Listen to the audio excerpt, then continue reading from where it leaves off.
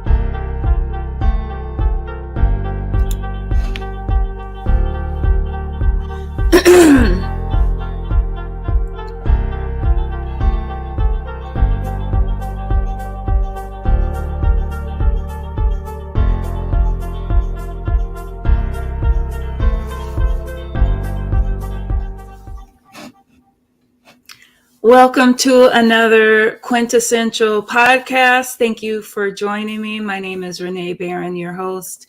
I am a clinical hypnotherapist, past life regressionist, and quantum healing specialist. So today we're going to talk a little bit about women in hypnosis throughout times, from ancient times to today. So I feel this is very important because the field of hypnotherapy really, when you study the history, only recognizes men, and as if women didn't make any significant contributions. So today I have some good information lined up for you, a little bit of history again. And if you have any questions, please feel free to ask, put them in the chat, and I will, respond to them. And if you're catching this on the replay, you can still do the same thing and we'll respond back to you. Please like and share and subscribe. So I want to get started by showing you this photo because this is the foremost hypnotherapist. And you may not even know who she is because she's spoken of in the form of an object. So this is Delphine. This is the most famous oracle or visionary prophetess or sage. She resided in Delphi, Greece, and she had a shrine there.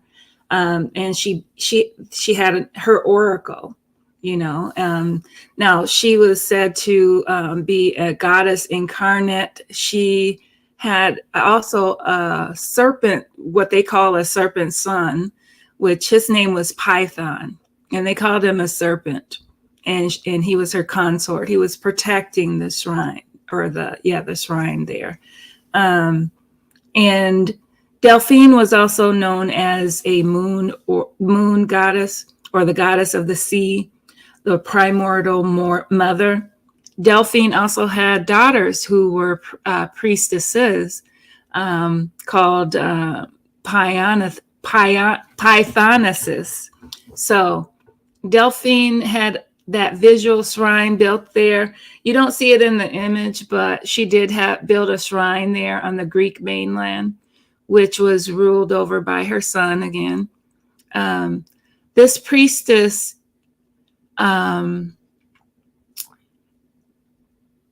it's important to note that Python lived underground. It was kind of like a navel or oval shrine, and similar to that of the uterus.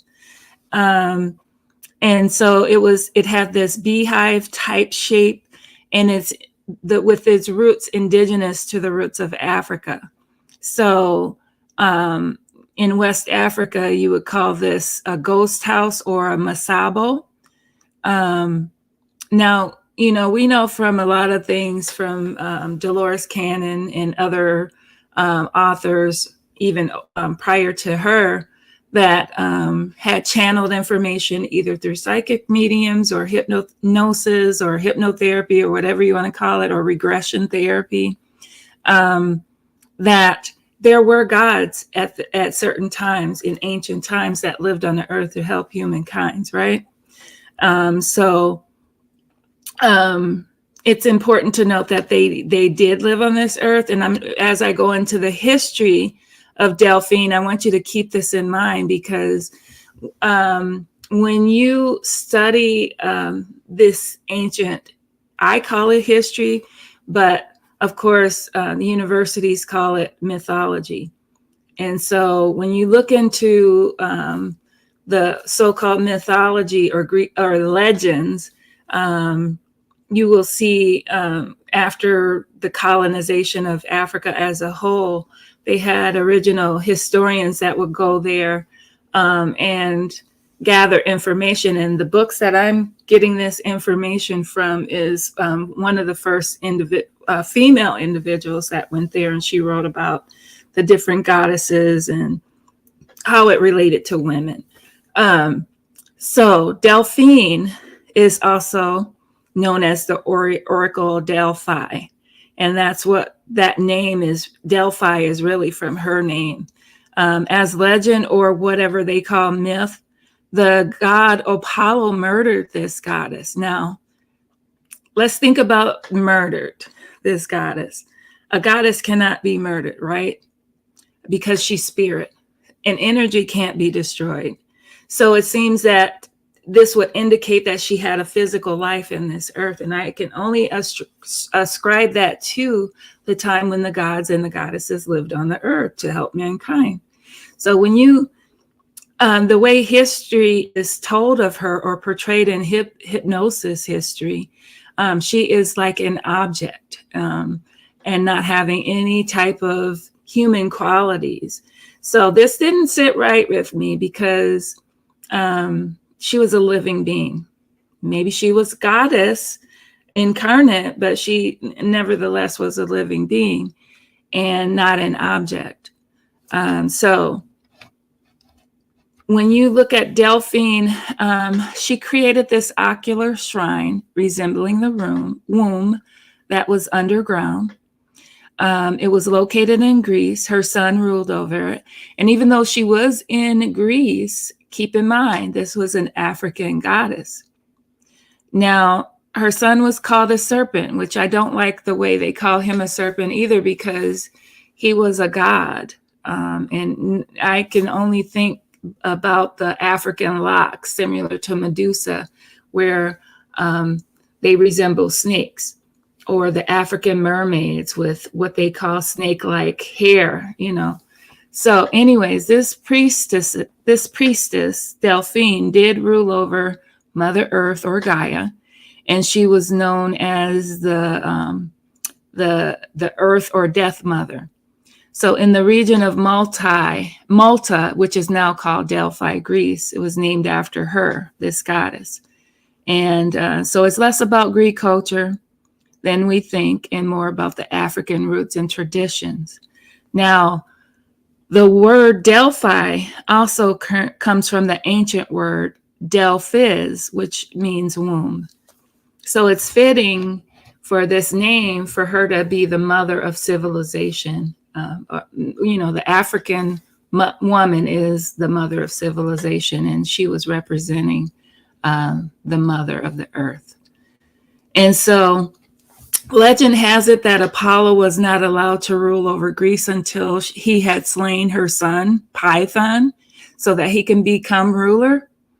But, so he had to kill him and take that oracle that Delphine had set up. Now, this was a trend in killing the goddesses and stealing the shrines. The god Zeus did the same thing with the goddess Dodana. He killed her, and this was, that was a pattern. And this was the beginning of the attack on the matriarchy. So all of the indigenous cultures did have a god or goddess that they had, and basically the goddess was the one that held most of the power over these cultures. And in order to attack the matriarchy, they had to get rid of the goddess, right? So this is what they did. And this was the beginning of the attack on the matriarchy. And we know that indigenous people looked to the goddess, and they were guided by women who were matriarchs in power. So my aim today is to bring light to the goddess behind the most coveted oracle, which was more than just this object. I want to pay homage to the nameless goddesses and who were rulers of the oracles that weren't even written about or we have no knowledge over. And we know that hypnosis did begin in ancient Kemet, which is known today by the Greek word Egypt. We have over 65,000 years of typography regarding this ancient practice of hypnosis, which many women were the priestesses and masters over hypnotherapy. So I wanted to give some notoriety to the women in hypnosis throughout history. Much of the contributions of the women that I'm going to speak about do go unnoticed, undocumented in mainstream media. The discipline of psychology or hypnosis in favor of their male counterparts. Now, it was just interesting. I put that together, but I would like to go ahead and speak on some of the more recent women, because a lot of the information, you really have to dig to get this information. But we have a woman called Annie de Montfort. She was a hypnotist back in 1881, and she was one of the women who practiced what Franz Anton Mesmer's method of hypnotherapy. He is noted as, for the Western society, the father of hypnosis or hypnotherapy, even though it actually did come from ancient Kemet. So I don't give him credit for that, because he just was someone from another culture looking into the culture and took what he wanted and discarded other parts of the practice. But I want to show you a picture of this woman, because she was a master at hypnotherapy, or hypnosis, I should say. It says she was known by trade to have. She was spoken of her mind as having governed the world. And then she did get a chauvinistic title called the Little Hypnotic Sunbeam, to kind of discredit her abilities.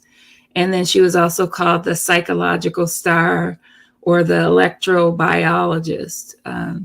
So let me show you. She was squeezed out by her male counterparts in the field, as most women were back then. She was labeled as an imposter by the media and saying that she was using spiritualistic practices. So I'm going to show you her image. And if you notice here, the woman, I couldn't get any, these are the type of images that they had back then. So if you notice, she has some African roots in her. You can see by the texture of her hair in a couple of these images. So that was interesting to me. And I'm going to show you, I'm going to share my screen because I tried to upload these videos, but the media, it just did not work. So here's an image of, it's going to be a video, a short video from YouTube where the British Museum did a reenactment of her. And so let's see, let me present my screen. Okay.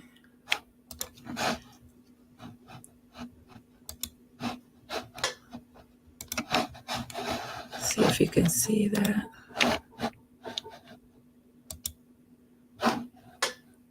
One second here. I think it's this one. Nope. Right here. Okay. So I'm going to play this. It's a short one. Allow those hands to touch. That's it. You're doing very well. And when those hands have touched, open your eyes. And let me tell you that you have indeed experienced the powers of animal magnetism.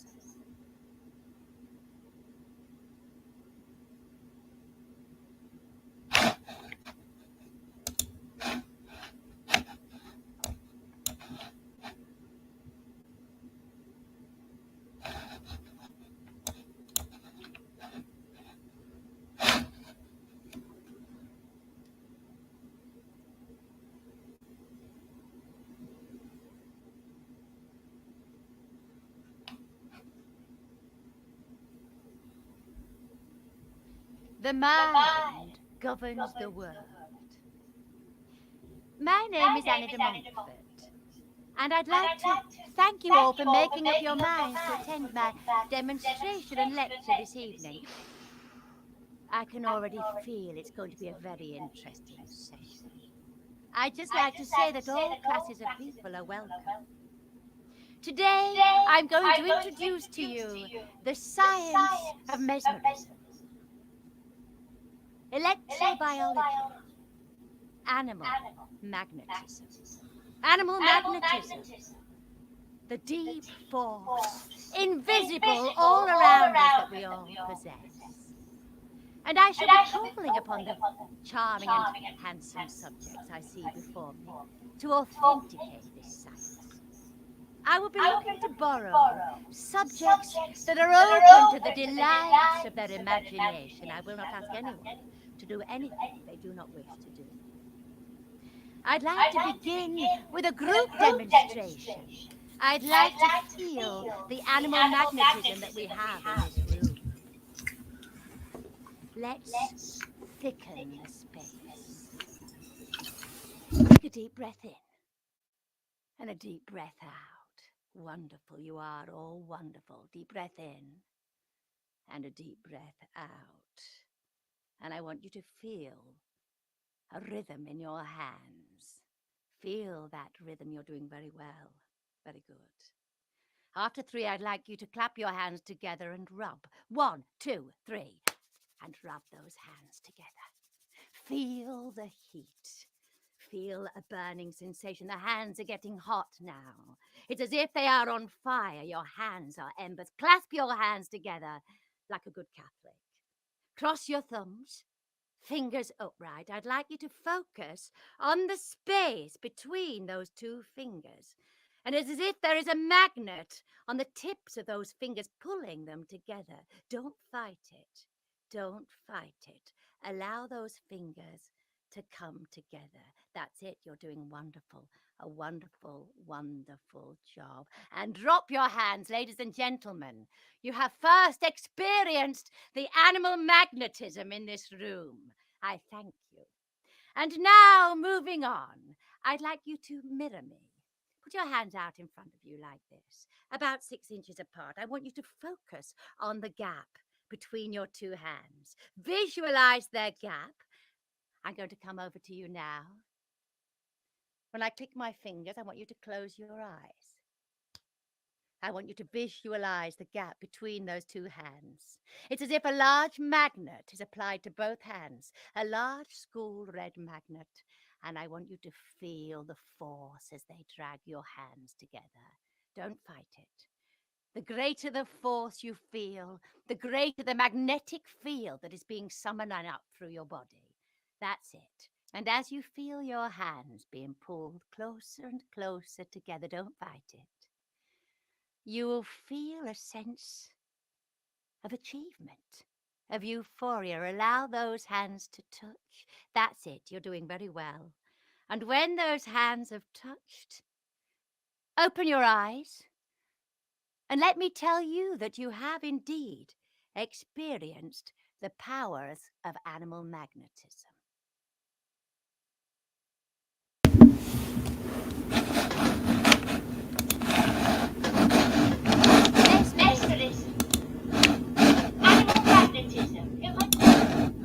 So that was Annie doing practicing mesmerism, as it was called initially. Now it's the discipline of hypnotherapy.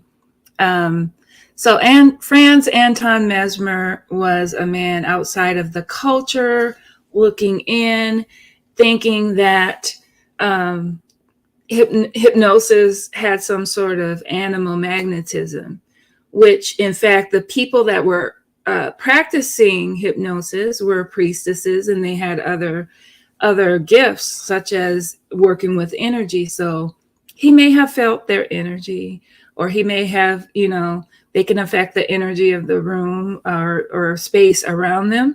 So that could be confused, because hypnotherapy is not, or hypnosis is not animal magnetism. There's no special powers. You can learn this without having any energetic abilities, but generally, if a person is a hypnosis practitioner and they practice other modalities like Reiki, energy medicine, the people that are experience hypnosis from those people will get some of their energy or their gifts.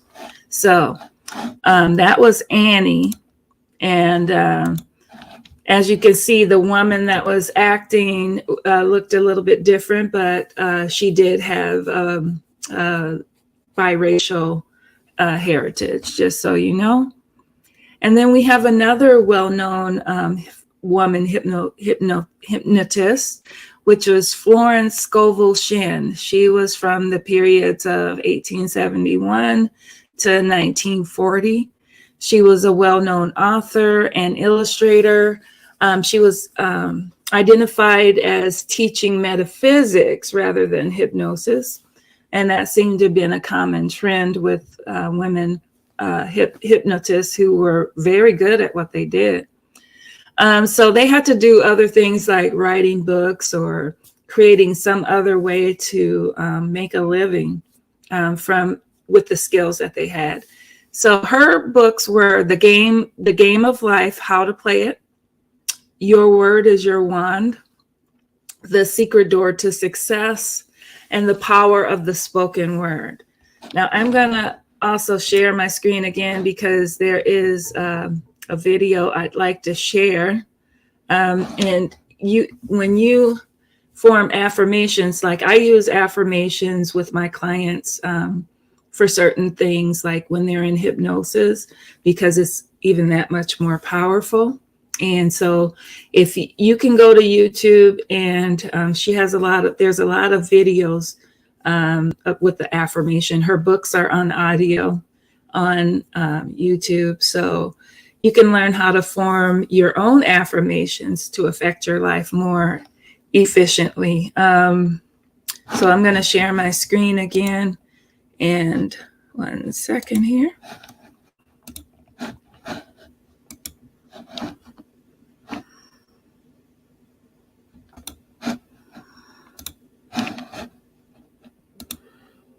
As money goes out, immediately money comes in, under grace, in perfect ways.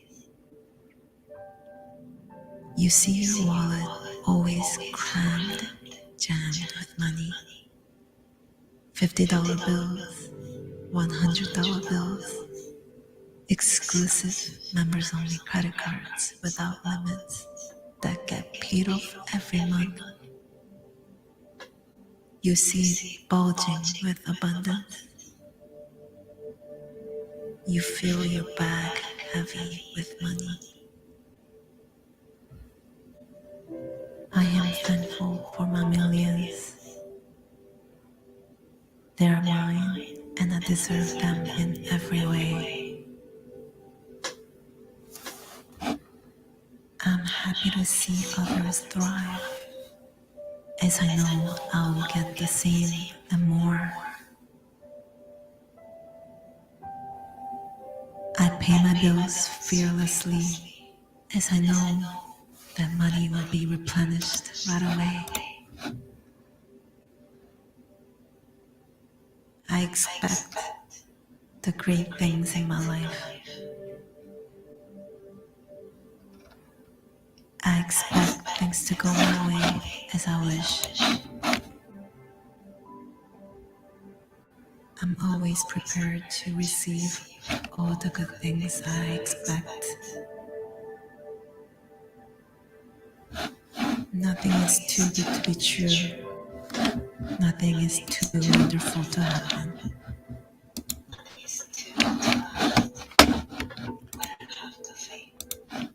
So that was Florence Scovel Shinn, and so I would recommend watching her videos on YouTube so that you can formulate your affirmations. Hopefully that was helpful to you. And then we have another woman, highly educated. A lot of these women were highly educated, more so than their male counterparts, but they didn't get any credit for their contributions. And one major contribution was it's called the hypnobirthing technique. Marie Mongan, she's from the period of 1890 to 1950. She created a hypnotic technique called hypnobirthing.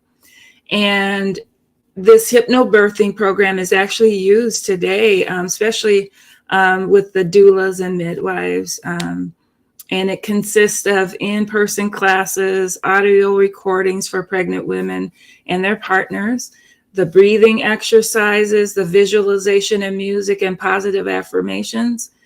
That all came from Marie Mongan. And so I'm going to take you to her website in just a second here. And one sec.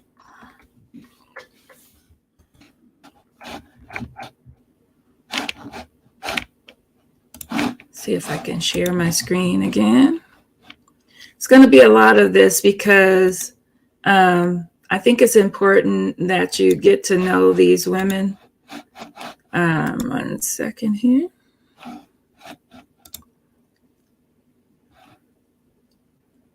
That's not it.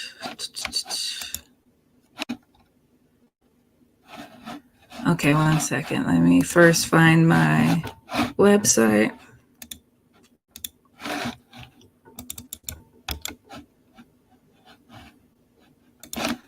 And then I'll share my screen. It went to a different browser, so. Okay, there we go. So now I can share my screen.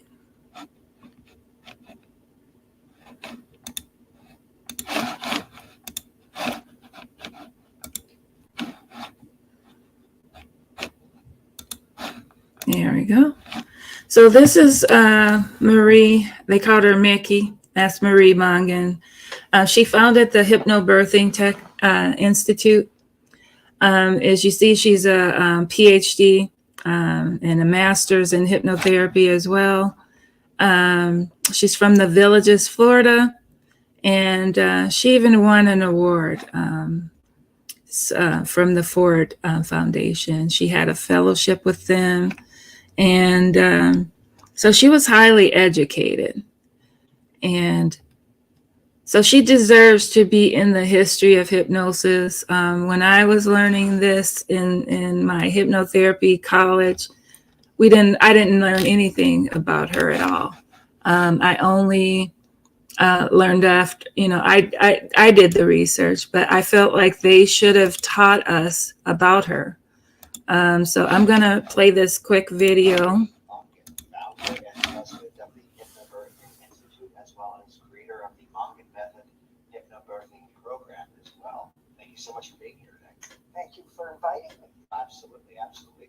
And I'd love to just have a brief conversation. We just wrapped up doing a hypnosis certification program prior to the Hypnobirthing Conclave here in Las Vegas. Yes. And specifically for the first time offering training of also becoming a hypnotist and learning those skills to be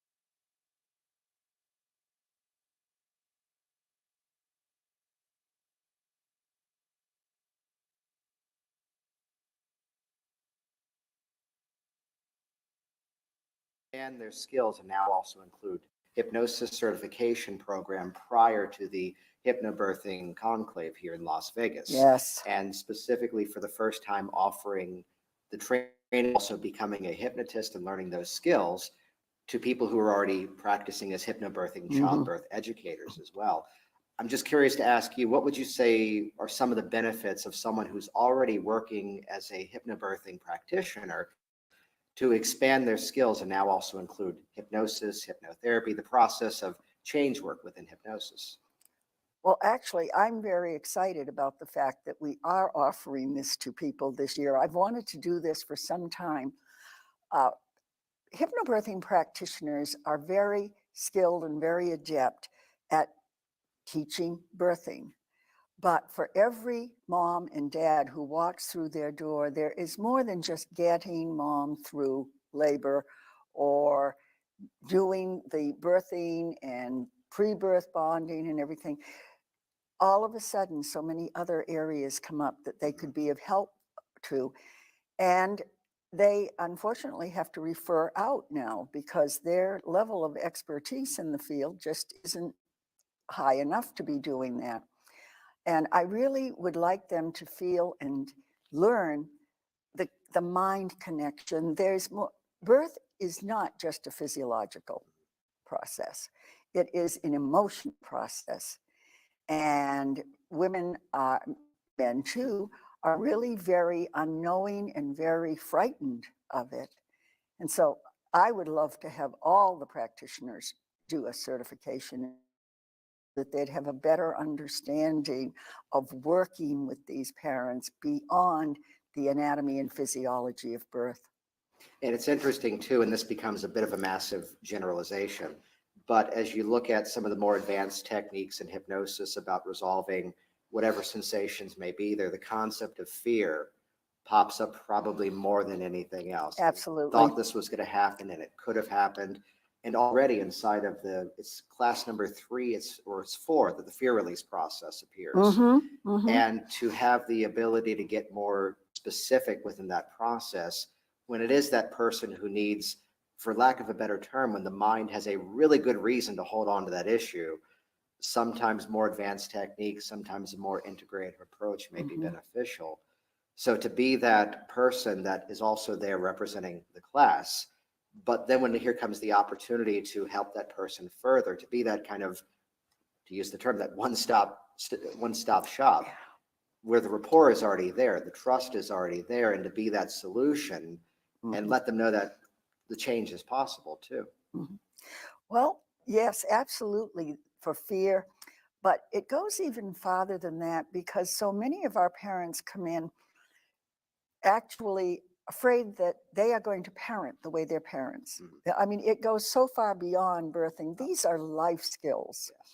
And hypnosis is just such a wonderful vehicle to release the fears that they've had, to release even limiting thoughts.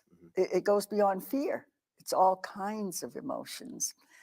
And when the person feels confident in dealing with these, they're just so much more valuable to the birthing couple. You're right. It's not just that one specific fear of here comes. It's not birth alone. No, it's everything.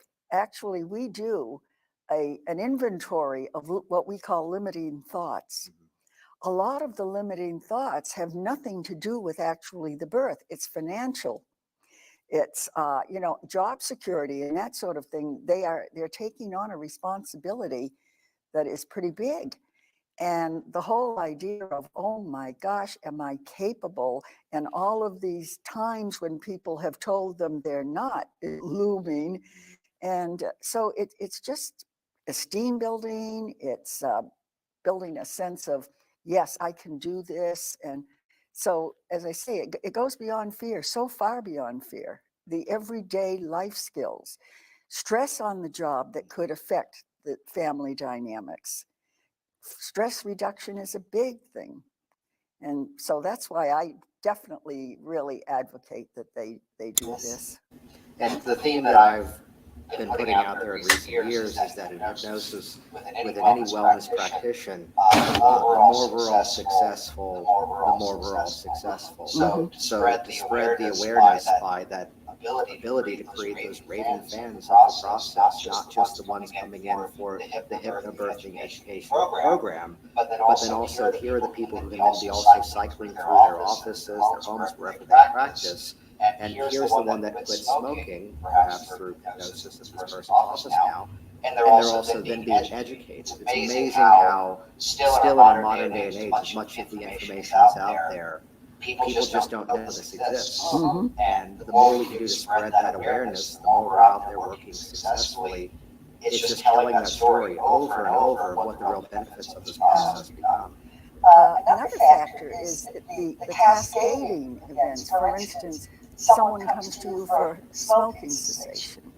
So you work with her or him or them with that. And then the next thing you know, they're interested in talking with you about fertility. And that's one of the adjuncts that we have also. That's why I would like to see hypnosis come into this, because a lot, it does swap. So they come for. So this is Marie Mongan, who created the hypnobirthing technique. So this is something that I wish I would have knew about when I was pregnant with my first daughter, because no one around me was into natural childbirth. And even though I wanted to try it, they were all of them trying to discourage me. And when you're a new mother, you're pregnant with your first child, there's a lot of fear, like she was saying, and hypnosis can definitely help you with that. So my tribute to Marie Mongan, who's no longer with us. We also have a hypnotherapist, Ruth Montgomery, who was writing books. Well, she's from the period of 1912 to 2001. And she's the founder of the Past Life Research and Therapy based in California. It's still active today. While not as popular as she was in the 1960s and 70s, she influenced a whole array of new age leaders in the field today, new late age leaders. She wrote a whole lot of books, just like Dolores Cannon. She has a ton of books. I have several in my library of hers, and she wrote about alien intervention and human affairs. She was the first one to claim that aliens had interacted with the government and herself. She said the government had been aware of extraterrestrial life for decades, and at least one of the U.S. presidents had actually met aliens. So I would like to also share her information because it's profound. I didn't have no idea. And she wrote in extreme detail, more so than even Dolores Cannon. So I want to share my screen again. And so you can kind of, a lot of her audio books, her books are in audio form on YouTube. So if you get a chance, look at them. And I'm going to share that with you. Here you go. This may help you to understand the experience. Walk-ins from Sirius by Ruth Montgomery. Sirius, the heavenly body that the guides identified as the previous abode of Joyce Updike, apparently possesses qualities that develop some highly unusual personalities. Known as the dog star in the constellation Canis Major, it is the brightest star in the firmament and more than 20 times as luminous as our own sun. During the course of writing this book, the guides specifically named 2 other individuals who they said had sojourned on Sirius between Earth lives and who returned directly from there, this time as walk-ins. Certainly to me, at least, their remarkable talents seem unearthly. So let us consider these cases separately. Charlotte King of Sacramento, California, is a human seismograph.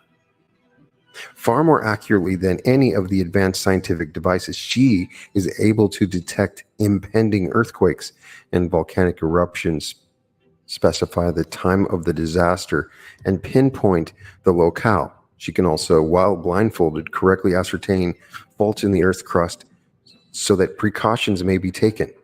She's repeatedly demonstrated this ability to the bafflement of geologists and other scientists, having been thoroughly tested by physicists at the U.S. Environmental Protection Agency, as well as by scientists at the U.S. Government Bureau of Standards, the Neurology Health Center in Portland, the Western Thermographic Laboratory in California, the Institute of Applied Physiology and Medicine in Seattle, and Sacramento State University in California.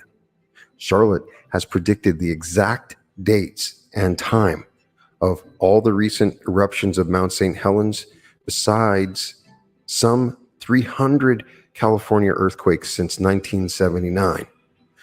Official government records kept on her predictions reveal 85% accuracy on earthquakes and 100% on volcanic activity worldwide. Dr. Frank Yatsu, the chairman of the neurology department at the University of Texas School of Medicine, has surmised that she hears noise generated by the Earth itself. Adding, Charlotte may be detecting shifts in the Earth's electromagnetic field, which may also affect certain animals and cause them to behave in an unusual manner, a phenomenon long under serious study in Russia and China. A number of the scientists who have tested Charlotte conclude she hears in a very low frequency range ordinarily unavailable to human ears. She explains there are a series of 7 tones varying in pitch, frequency, and rhythm that she has learned to associate with seismic activity in specific geographical areas. She has learned through study and observation that when a particular tone increases in volume or overlaps another tone, a seismic event will occur within 12, 36, or 72 hours, depending on the intensity of the tone. Unfortunately, it is not tone changes alone that trigger her awareness of approaching seismic activity. A great deal of pain is associated with the phenomenon to the extent she is unable to hold regular employment because she is so frequently ill and is often hospitalized. These symptoms in head, chest, and stomach indicate to her the area where seismic activity is shortly to occur, and the severity and type of quake or eruption. But Charlotte, you had read some of my books. So this is her speaking about documented cases with the different with scientists, and it's well documented in the databases, government databases. I'm going to take you to her website. She is no longer with us, but she did definitely write a lot. She contributed a lot. And this is Ruth Montgomery. She was a journalist, and she's very well educated. She went to Purdue University in 1934, and she also studied at Baylor University, and she received her Doctor of Law there. So she's a very intelligent person. So she's had a long time career as a journalist, but she also is, she also couldn't, make any headway in the field of hypnotherapy. She did write a number of books. Here's a list of her works here. Strangers Among Us. I have quite a few of these.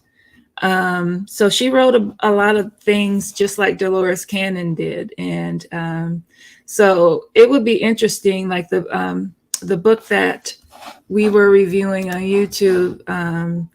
This one is, let's see, what is the name of that one? This one is Walk-ins from Sirius. So she wrote a lot about a lot of these topics that Dolores Cannon did. She preceded Dolores Cannon. And so, again, she was labeled a psychic medium, which she herself did admit that she did become, she's also a Christian psychic. So in the tradition of Edgar Cayce and Jean Dixon. But a lot of the other women were not psychic, but even though they were labeled, even Dolores Cannon was labeled a psychic and she was not. So that is another woman to look up. And let's see here. So then we have Dolores Cannon herself, and we know about all of the books that she has. I have a number of hers. You can even get her books now at Target. Target seems to carry most of Dolores Cannon's books. So if you haven't read any of her books, or, you can get them, and they're pretty cheap. So you can check her out at Target. You can get them online. I'm going to take you to her website in just a second. Let's see, where did it go?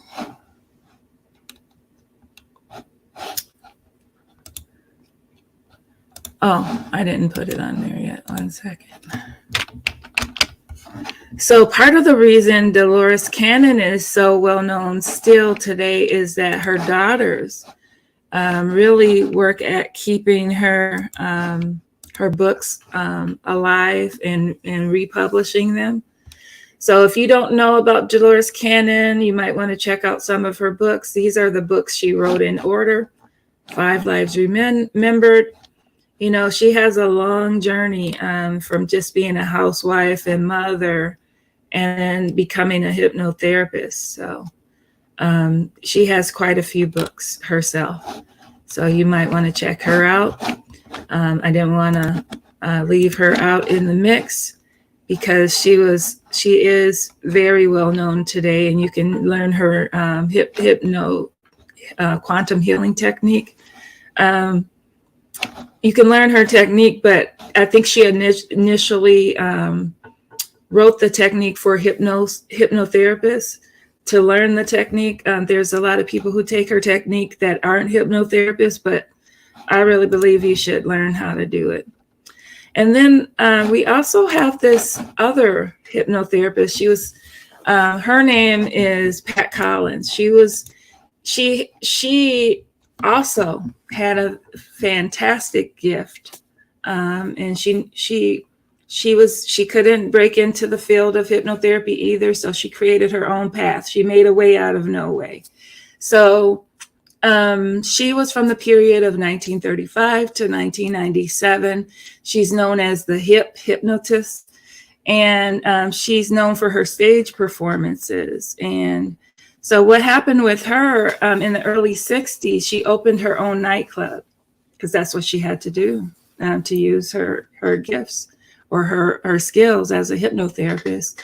And so right on Sunset Strip, she would hold self-hypnosis classes, and then she would do entertainment shows at night. She was on I Love Lucy. You might be able to find her on I Love Lucy, where her and Mr. Carmichael got hypnotized by her. So I'm going to show you a clip of her on stage. And that was a big risk for her to do that back then. She didn't know whether she was going to be successful, especially being not allowed in as a foremost hypnotherapist, because she had a lot of influence on people. So I'm going to show you a brief clip of her. And this is it.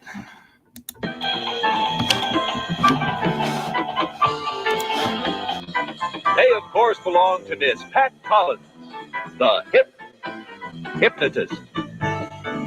This marks the 20th anniversary since Miss Pat Collins began performing America's most unusual nightclub act on the world-famous Sunset Strip. As the first person to successfully combine hypnotism with entertainment, she soon became the one show in Hollywood that all of show business came to see. She's performed for the kings and queens of television comedy. The most glamorous men of the silver screen. And of course, the glamorous ladies of the movies who came to see their hypnotist dearest. And those who were in the world of politics. And those who were just thinking about it. Tonight, from the Mayfair Music Hall, join us for the 20th anniversary performance of Hollywood's hypnotist, Miss Pat Collins.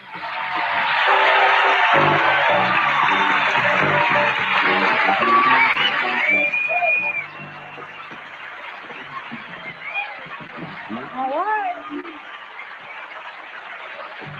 Thank you. Good evening. I love you too.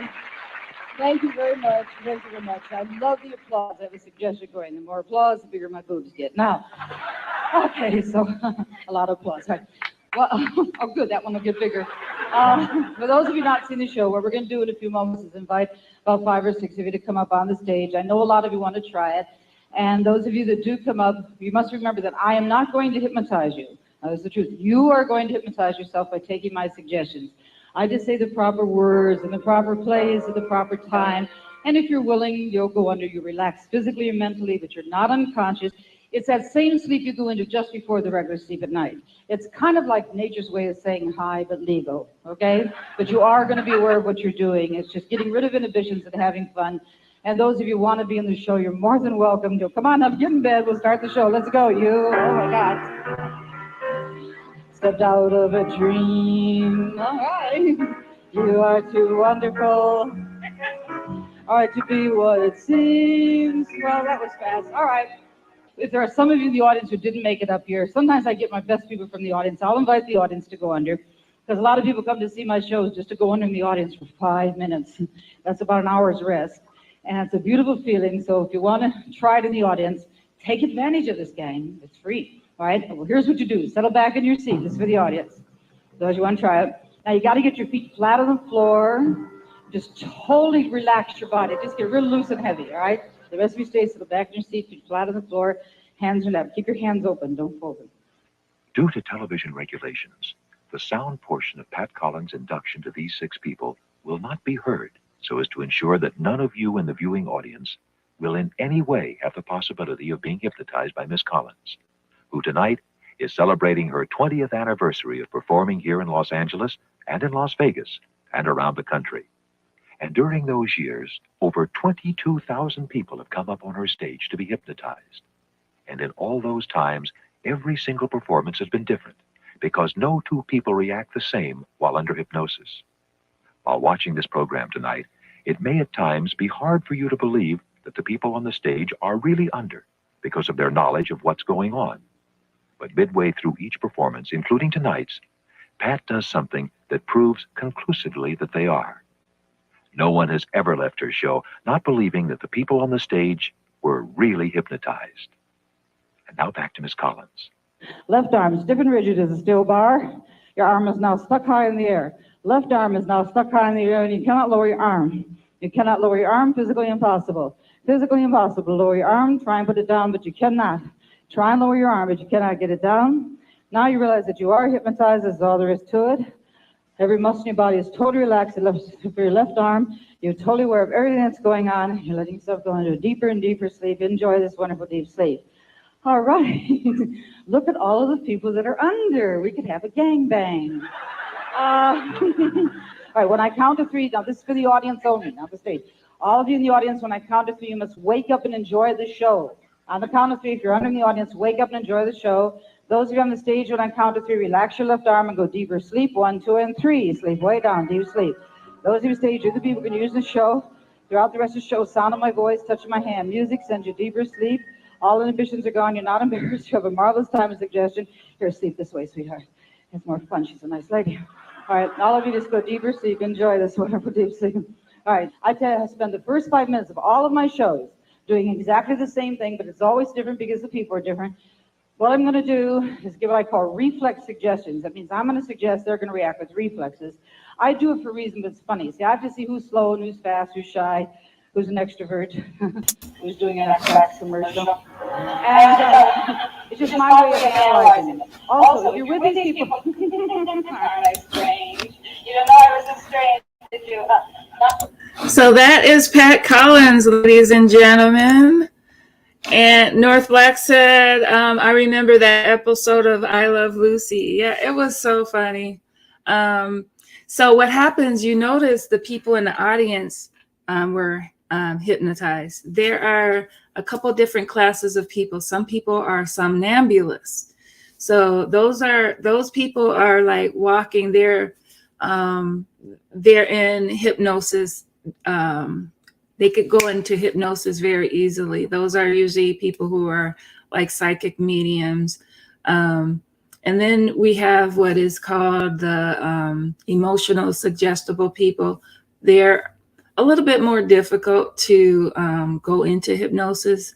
And then there's the physical suggestible people, and but the somnambulists, and when you see staged hypnosis like her, hypnotists like her, they look for those people.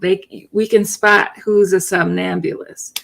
So those are generally why you see people doing street or stage hypnosis, is because they can spot people who they can put under right away. And they actually do go under, and they love to be in hypnosis because they can get really relaxed. But then also, let's see here. That is Pat Collins. Now, she was one of the first people who used hypnosis for entertainment. So she paved a way for a whole bunch of street hypnotists or stage hypnotherapists as well. And then we have one other person that you all know very well. And I was actually able to get her clip online. And you guys remember the, let's see. Do you remember the Brady Bunch? So Florence Henderson was also a hypnotherapist. When she left, the TV, show business, she became a hypnotherapist. And I'm going to play a little clip about that because you might not even know. And I'm going to tell you something right after this. Many years after her death, TV, film, and stage actress Florence Henderson remains a beloved icon thanks to her tenure as Carol Brady on The Brady Bunch. But there are plenty of things about the actress fans might not be aware of. Join Facts First as we take a look at little-known details about Florence Henderson.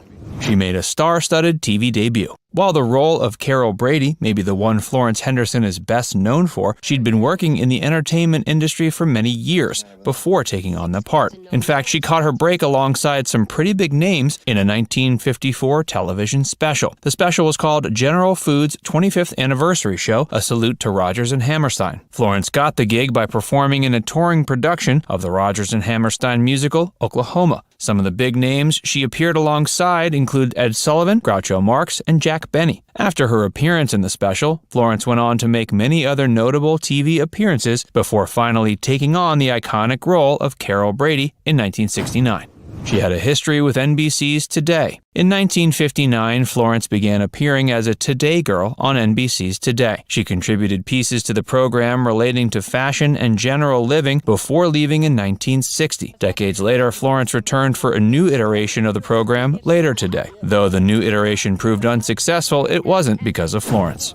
She was a spokesperson for Oldsmobile. Even after breaking out into stardom on The Brady Bunch, Florence Henderson never minded lending her star power to various brands. Years before working on The Brady Bunch, she could be seen advertising for Oldsmobile. She started working with them in 1958 and was a model for the classic car manufacturer for several years. Despite numerous products Florence lent her celebrity to in later years, none of her campaigns were more iconic than the one with Oldsmobile.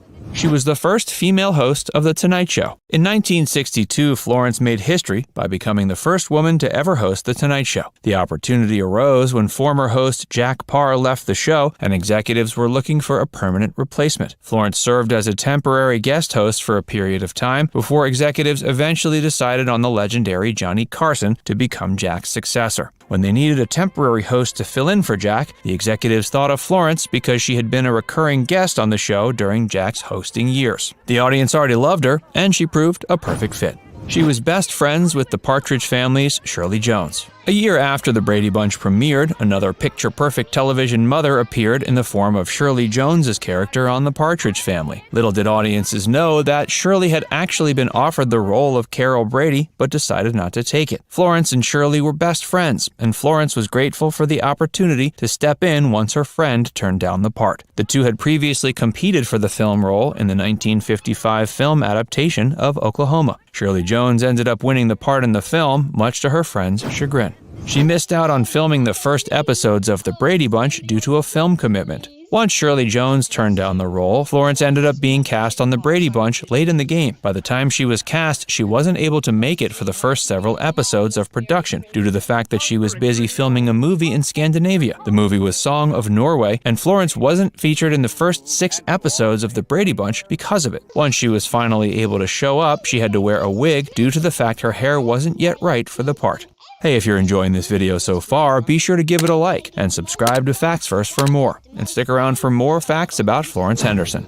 She guest starred on The Love Boat several times. The Love Boat was a TV series that proved the perfect vehicle for guest stars, thanks to the fact that it took place on a cruise ship with rotating passengers. Florence Henderson was one of many stars who came aboard the boat. Not only did she appeared a total of 11 times. The only guest star to make more appearances was Marion Ross, who appeared 14 times. While Florence securely holds the title of Love Boat guest star to have made the second most appearances, she was almost beaten out by Charo. Charo appeared 10 times. She was a licensed hypnotherapist. Florence became interested in hypnotherapy due to having many phobias, such as stage fright and a fear of flying. Because of these phobias, she was inspired to take classes at a location called the Hypnosis Motivation Institute, where she went on to become a licensed hypnotherapist. Not only that, she went on to marry the founder of the Hypnosis Motivation Institute, named Dr. John Kappas. The two remained married until John's death in 2002, after which point Florence remained single until her own death over a decade later in 2000.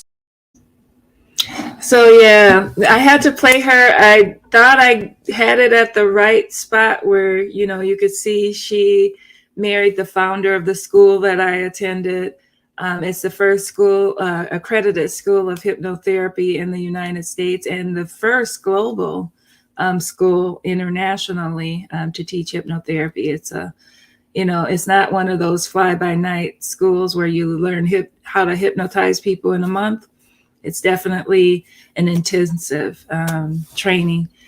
So Florence Henderson was a hypnotherapist towards the end of her life, and married to the founder of the school, John Kappas, at the Hypnosis Motivation Institute.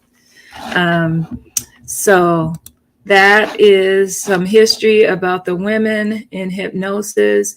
There's a lot of women that are missing from my tribute, partly because it's hard to find information about them, partly because someone else took the credit. And if you have someone that that is a hypnotherapist that's been practicing for years and years, feel free to comment below. And then we have another comment. I remember that episode of I Love Lucy. I think I did that one already. Yeah, I saw that one too. So that is today our segment on my tribute to women in hypnosis. Did we have any questions? Anybody? Anything about the ancient priestesses who practiced hypnosis back in the day, or any of the women that I mentioned? Feel free to ask now. And then if you're watching this on the replay, just give us a thumbs up, like the video, and then please leave your response there and how you like the content that I provided you with today. And if there's no more questions, then thank you so much for joining me. Please don't forget to like and share the video. And I will see you next week. Next week, we'll talk a little bit about how to recover from trauma on your own, some of the work that you can do yourself along with your therapist or hypnotherapist. These are the suggestions that I personally give my clients when I'm working with them in hypnosis. And if you can apply them together, you can make tremendous progress.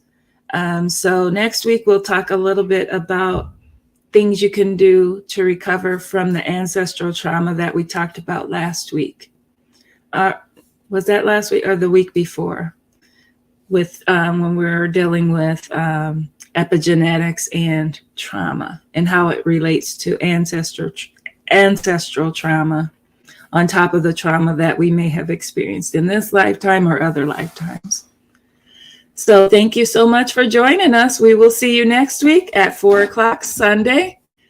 Same time, same channel, Facebook and YouTube.